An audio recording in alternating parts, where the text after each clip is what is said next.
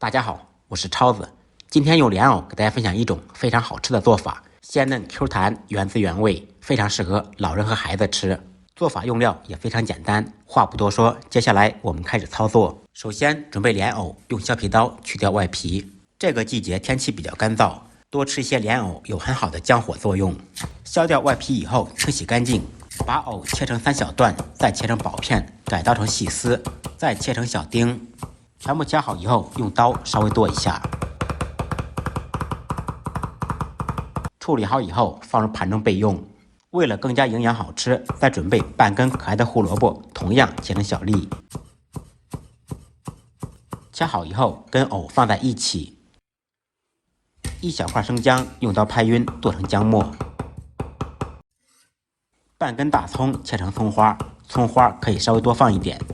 切好的葱花、姜末放入准备好的肉馅中，肉馅最好选用8分瘦2分肥。放入1小勺盐调味，少许胡椒粉、生抽酱油、花椒水，单手打入1个鸡蛋，芝麻香油。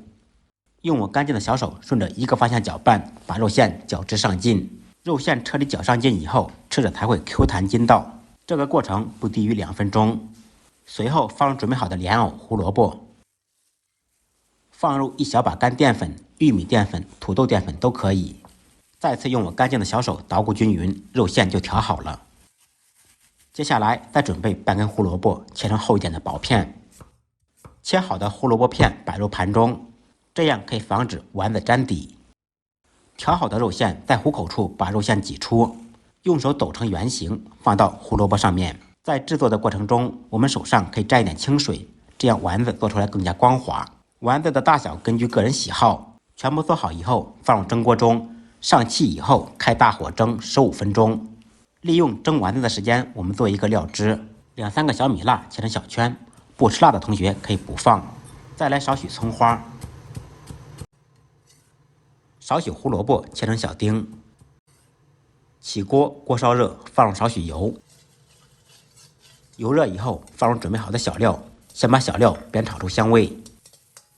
烹入1点生抽酱油，增加味道。加入半小碗清水，少许老抽增加底色。放入1点点白糖，中和味道。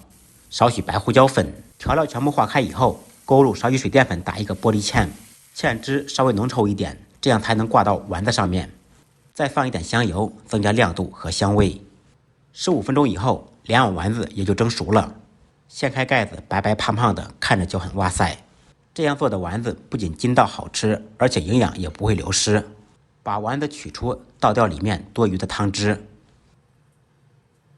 浇上我们刚才做好的五禽料汁，一道鲜香味美、筋道入味的莲藕丸子就做好了。做法简单，营养好吃，深受老人和孩子的喜欢。大家可以按照我的方法试一下，不好吃您骑着自行车来找我。喜欢本视频的关注、点赞、转发、收藏，感谢您的支持。再忙再累，记得按时吃饭。下期视频见，拜拜。